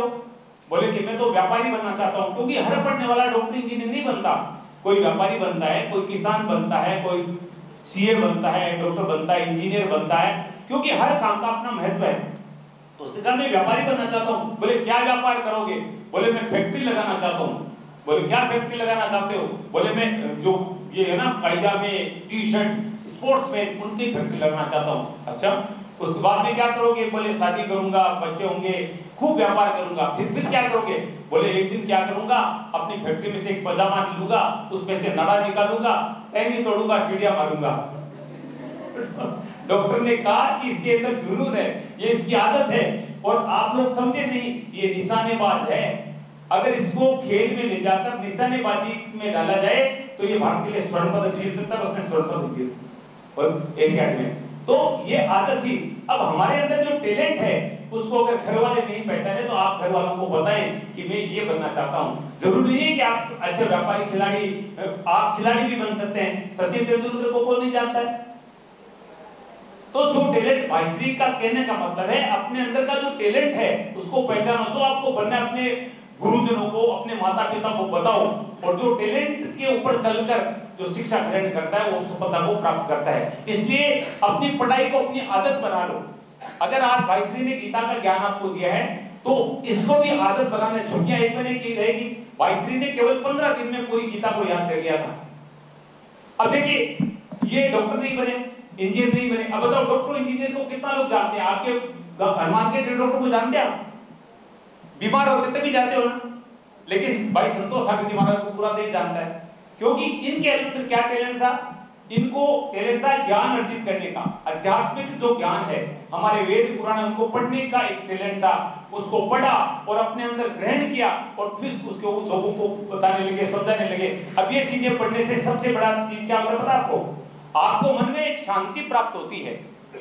किताबी ज्ञान पढ़ने के बाद में आप पैसा कमा लोगे। एक एक्टर ने आत्महत्या की, पता है क्या नाम था उसका? सुशांत सिंह। वो पता है कौन था? वो टॉपर था, आईआईटी का टॉपर। कितनी बड़ी बात होती है आईआईटी में टॉपर करना। लेकिन उसने पढ़ने के बाद में उस चीज में ध्यान नहीं के, एक और गुण था उसमें अभिनय का, और अभिनेता बना। उसके बाद में उसने खूब पैसा कमाया, खूब धन कमाया, और उसकी बॉडी देखी आपने कितनी शानदार थी, ताकत भी थी। भाईश्री क्या कहते हैं? धन बल भी, पैसा भी, सुंदरता, सब कुछ उसके पास था, लेकिन मनोबल नहीं था। जिसमें मनोबल नहीं होता वो कमजोर होता है, और वो थोड़ी सी असफलता से घबराकर बढ़ जाता है, आत्महत्या कर लेता है। तो ये मनोबल गीता देती है। भाईश्री की जो बातें अगर आपके जीवन में एक बात भी लगी तो आप अपने जीवन में, इसलिए जो बातें आपको बताई गई हैं। और मैंने सबसे बड़ी चीज देखी, मैं भी पत्रकार हूँ, मैं समझ नहीं हूँ, मैं इनकी बातों से प्रभावित होकर इनके साथ हो गया। पत्रकार हूँ, आते ऐसे मेरा चैनल है, लाखों मेरे फॉलोअर्स है, करोड़ों लोग मेरे कार्यक्रमों को टीवी पर देखते हैं। लेकिन मैं इनके साथ क्यों हुआ? क्योंकि मुझे उस पत्रकारिता में वो आनंद नहीं आया। मेरे भी टेंशन रहता था कि आज कौन सा प्रोग्राम करूंगा, क्या करूंगा। लेकिन इनके वीडियो देखे, इनकी बातें सुनी तो मुझे लगा कि मुझे भी कुछ ऐसा करना चाहिए। इनकी सेवा में रहूंगा तो बच्चों को संस्कारित करेंगे तो हमारा एक उद्देश्य पूरा होगा, क्योंकि बच्चे राष्ट्र का भविष्य है। आप बदलेंगे तो देश बदलेगा, आप बदलेंगे तो युग बदलेगा, परिवार बदलेगा, समाज बदलेगा, राष्ट्र बदलेगा, और आपका जीवन सुंदर होगा, और आपको पूरे राष्ट्र को सुंदर बनाने की क्षमता आप लोगों के अंदर है। जो कुछ भगवान में गुण है वो सब गुण भगवान ने बच्चों में भी डाले हैं। बस जरूरत है उनको पहचानने की और उनको सामने लाने की। फिर आप इस राष्ट्र का भविष्य बनोगे, राष्ट्र की खूबसूरती बनोगे। और राष्ट्र का जो ताकत है वो युवा है। पूरी दुनिया में सबसे ज्यादा युवा कहाँ है? भारत में। कितना प्रतिशत पता? 60% से ज्यादा युवाओं की संख्या भारत में। मतलब दुनिया का सबसे बड़ा युवाओं का देश भारत है। और इस भारत का भविष्य आप लोगों भाईश्री की बातों को अपने जीवन में उतारो, इसको पढ़ो। ये कोई एक धर्म विशेष की चीज नहीं है, ये कर्म पर आधारित है। कर्म अच्छा करोगे तब आपका जीवन सुंदर बनेगा और राष्ट्र का भविष्य आप बनोगे। तो आप सबको गीता दी गई है, एक बार सब ये गीता जी की जो पुस्तकें हैं वो उठाएं, एक बार फोटो लीजिए। और भाईश्री का चैनल का क्या नाम है? भाई संतोष सागर जी महाराज। इस नाम से सर्च करोगे तो YouTube पे आपका वीडियो आ जाएगा। इन बातों को दोबारा पढ़ना और देखो, इस वीडियो को शेयर करना। जो बच्चे अभी नहीं आए ना, जिनकी परीक्षाएं हैं, उनको आप अपने YouTube का जो लिंक है वो उनको भेजना, वो पढ़ेंगे तो आपको भी पुण्य होगा और आपका जीवन बदलेगा। तो आप अन्य लोगों को भेजना। और भाईश्री एक और बात कहते हैं कि आज आपने जो गीता आपको उपहार में दिए, जब आपका जन्मदिन हो ना तो आप अपने मित्रों को गीता जी की केवल 20 रुपए की किताब आती है, आप 20 की 50 की या 100 की आपको किताब लेकर उनको उपहार में देना, तो उनका जीवन बदलेगा और आपका जीवन भी सुंदर बनेगा। तो मैं भाईश्री से निवेदन करूंगा कि हमारे जो हंसराज पब्लिक स्कूल हैं उनके जो प्राचार्य जी हैं वो कृपया आए और उनका आप सम्मान करें दुपट्टा उठाकर, क्योंकि बहुत सुंदर संस्कार गुरुजी ने आपको दिए। हमने बहुत स्कूलों में, बड़ी बड़ी स्कूलों में गए हैं, लेकिन जितना ध्यान से आपने भाईश्री की बातों को सुना है, मैंने किसी स्कूल में ऐसे बच्चे नहीं देखे। एक बार अपने लिए भी तालियां बजा लें।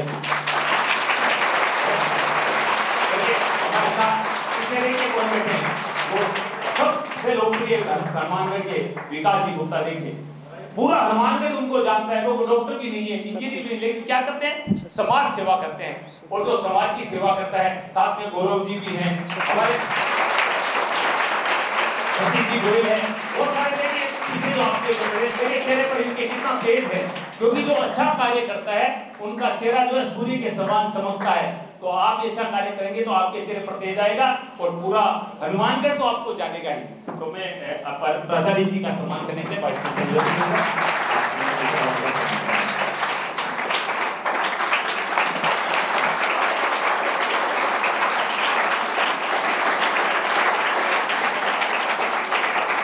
रूप से इनका जो प्रवचन है आपके जीवन को सुंदर बनाएगा। मैं आप सबके उज्जवल भविष्य की कामना करता हूं। आप अपने लक्ष्य पर प्राप्त करें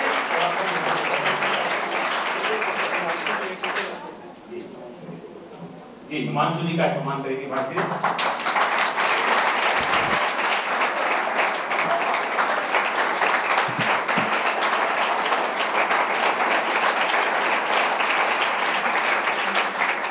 अपने माता पिता और गुरुजनों को जो सम्मान करता है ना, वही आगे बढ़ता है। पहला जो गुरु होते हैं माँ होती है, जो अपने माता पिता का दिल दुखाते हैं वो जीवन में कभी सफलता प्राप्त नहीं करते।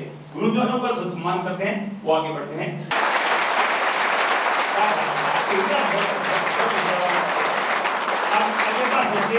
इस गर्मी में भाईश्री इतने बड़े संत हैं, ये भी कहीं ऐसी में बैठ सकते थे कथा करके पैसा कमा ले, लेकिन इनके मन में क्या हुआ कि 12 महीने तक राजस्थान के हर जिले में जाकर बच्चों को संस्कारित करेंगे, बच्चों को अच्छी अच्छी बातें बताएंगे ताकि हमारा देश सुंदर बने। और ये देश सुंदरता बनेगा जब आप लोग सुंदर बनेंगे, आपके विचार सुंदर बनेंगे, आपके संसार सुंदर बनेंगे। तो आपके विचारों को और भाईश्री को महाराज का बहुत बड़ा सम्मान करना चाहते हैं।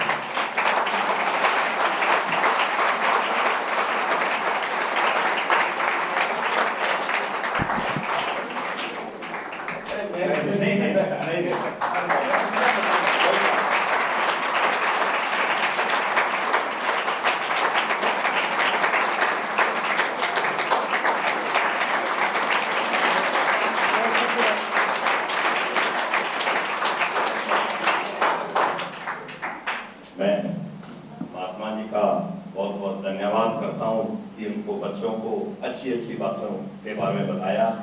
और बच्चों, आपको भी इन बातों को ग्रहण करना है, जो आज बातें बताई है उनको ग्रहण करना है। अच्छी बातें हमेशा हमें ग्रहण करनी चाहिए और बुरी बातों को हमें छोड़ना चाहिए। इसी आशा के साथ ही आज महात्मा जी जाएंगे भी, जब आज आपकी प्रशंसा करी बच्चे अच्छे हैं, लेकिन अपने को भी इनको अच्छा बन के दिखाना है, ठीक है?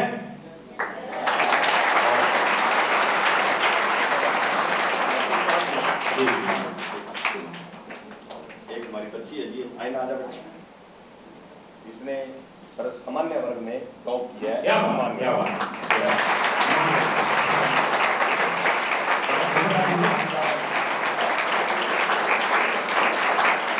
बाबूजी जो है वो प्रतिभाओं का बहुत सम्मान करते हैं और इसीलिए ये बात निकले हैं कि जो बच्चे प्रतिभाशाली बच्चे, देखिए इनसे आपको भी सीखना चाहिए। आज इनका सम्मान है, वाइसली दुबे राय को आप सबका सम्मान हो, ऐसी प्रतिभा आप अपने आप में विकसित करें। बहुत सुंदर है। इसके साथ 600 में से 594 नंबर है। अब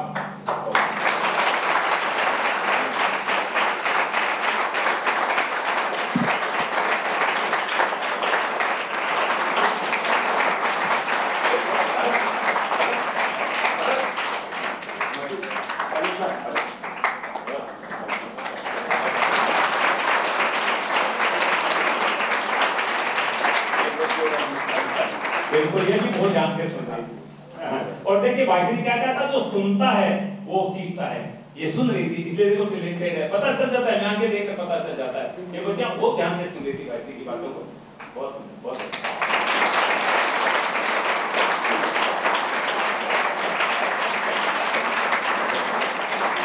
एक बात आपको पता है कि प्रतिभा सम्मान समारोह क्यों होता है? प्रतिभाओं का सम्मान क्यों होता है पता? इसलिए होता है कि दूसरे भी सीखे। जैसे आज ये दो बच्चियां यहाँ पर आई हैं, इनका सम्मान है, तो ये क्यों खड़ा करके सम्मान इसलिए किया जाता है कि दूसरे जो बच्चे देखें वो संकल्प करें कि पर अगली बार जो भाई हैं तो हमारा भी सम्मान हो। तो आपको ऐसा प्रयास करना है कि अगली बार आप भी यहाँ पर खड़े हो जाए। इसलिए ये प्रेरणा देने के लिए ये भाषण क्यों दिया गया, इनकी बातें आप सीखें तो आपका जीवन सुंदर बने। सम्मान इसलिए किया जाता है कि दूसरे की भी प्रेरणा दूसरों को भी मिले। जी नमिता, देखिए सौभाग्य आप सबका वाइसली के 52 सीटों से आप सबका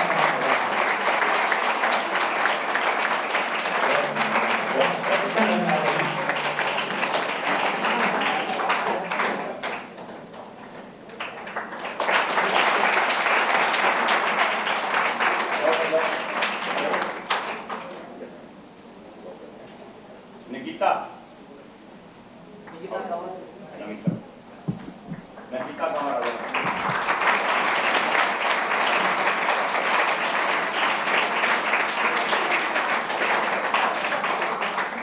रुचि, रुचिका,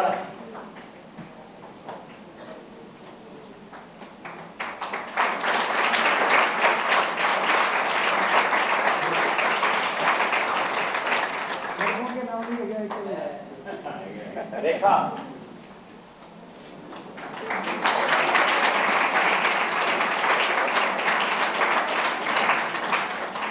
नवीन,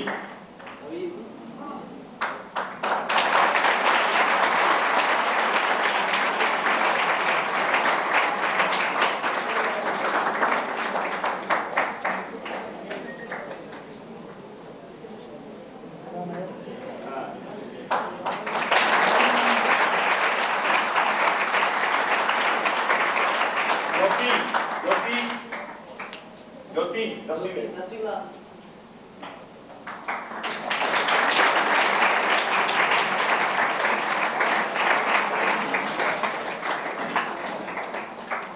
सोनल,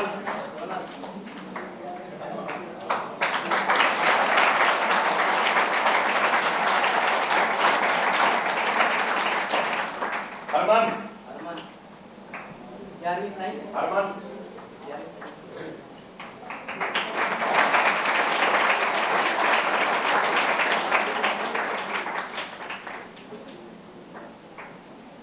श्रेष्ठ,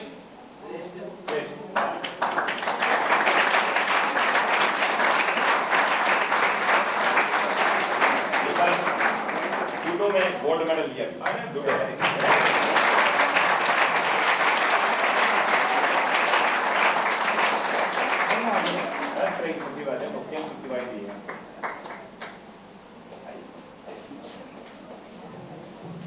इसके साथ 600 में से 594 नंबर। वाह,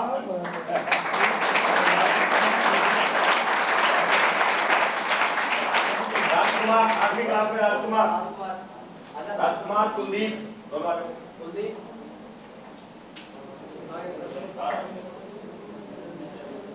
बहुत खुशी हो रही है आप इस स्कूल में आकर। सच में आपकी प्रतिभा को, आपकी विद्वता को नमन करते हैं। सब जो बच्चे हैं इतनी मेहनत करेंगे, एक बार सबका ही सम्मान करेंगे।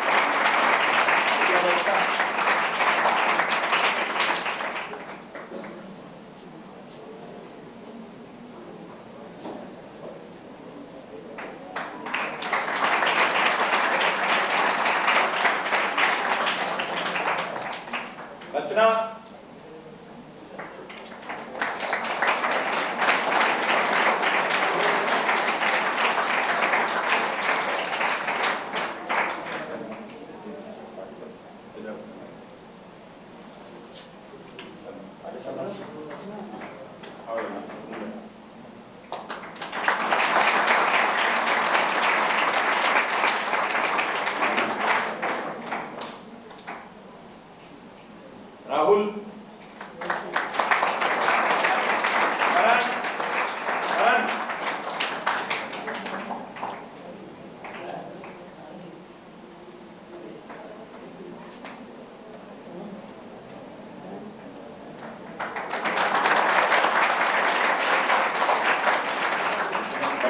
दौड़ में, क्या नाम है? दौड़ में कर्ण सिंह। क्या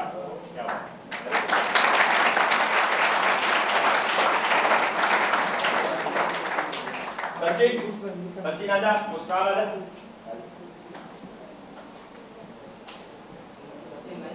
सचिन 9th क्लास में आजा।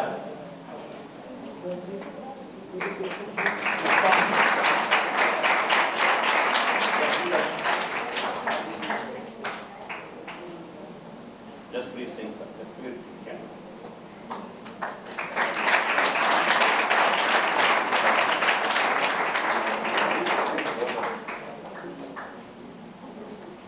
रजनीश आ बेटा 9th में किरम का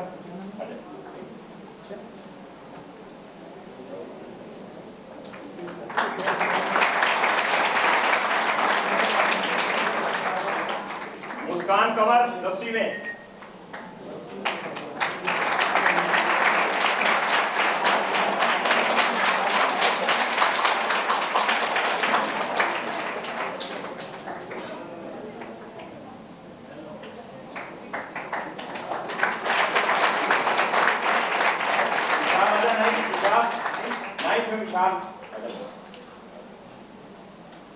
बच्चों के नाम भी बहुत सुंदर सुंदर है।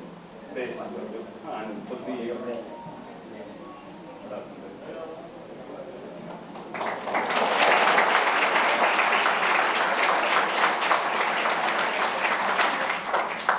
बाकी बेटा जो बच्चे रह गए हैं उनको अगले प्रोग्राम में और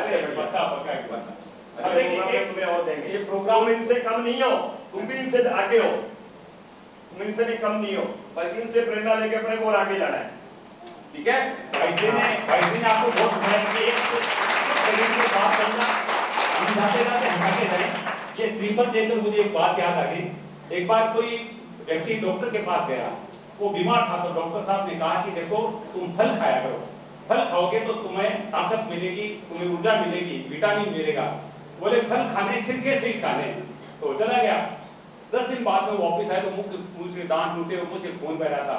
तो डॉक्टर साहब बोले क्या हुआ तेरे को? बोले डॉक्टर साहब आपने कहा था कि फल खाना, तो मेरा ये हालत। बोले क्या खाया? बोले मैंने नारियल खाया था और छिलके से खाया था। चैनल का नाम है SCN सुजला। आप देखना, मेरे 22 लाख फॉलोअर्स है, 1 अरब व्यूज है मेरे। तो मेरे चैनल आप देखोगे उसमें इस तरह की वीडियो मिलेंगे जो मोटिवेशनल वीडियो है, अच्छे अच्छे खिलाड़ियों के, संतों के, हंसी मजाक के। मैं राजस्थानी फिल्में भी करता हूँ, मेरे कॉमेडी में। आज आपके बीच में आकर मुझे बहुत अच्छा लगा सर, बहुत प्यारे बच्चे आप लोग। भाई आप करते, आप ये काम आप क्या है? तीसरे सर जिले में चित्रकला में टॉप है, अभी प्रतियोगिता हुई थी उसमें।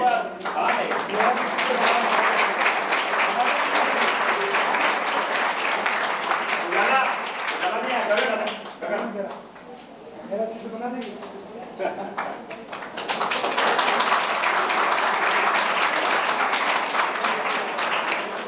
बोल रहा हूँ सेकंड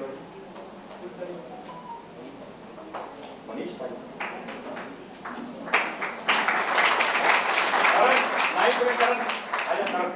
आजा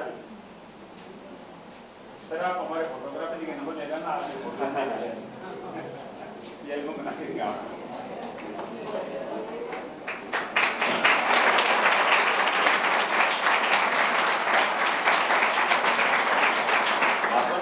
बच्चा तो बड़ा अच्छा है लेकिन थोड़ा सा रास्ते से भटक गया। आज मैंने इसको जाने के नाम दिया इसको थोड़ा सा एहसास हो। बड़ा अच्छा बच्चा है इसका दिमाग भी बहुत है लेकिन थोड़ा भटक गया है। अब इसको सुधार करेगा अपने आप में। ये गीता इसलिए दिए थे सुधार करने के लिए। प्रियंका आजा ये उम्र है प्रियंका आजा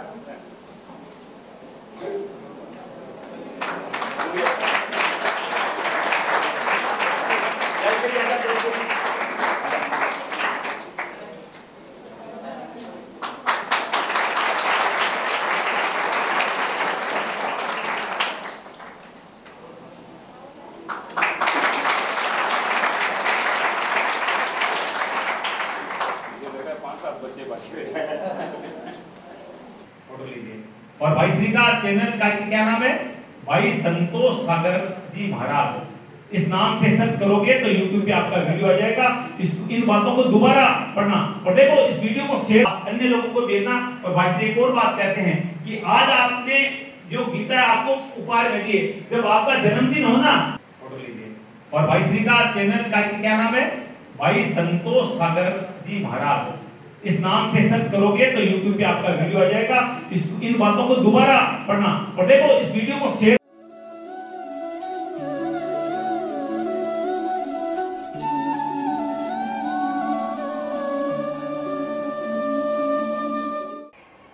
भारत माता की वंदे। अद्भुत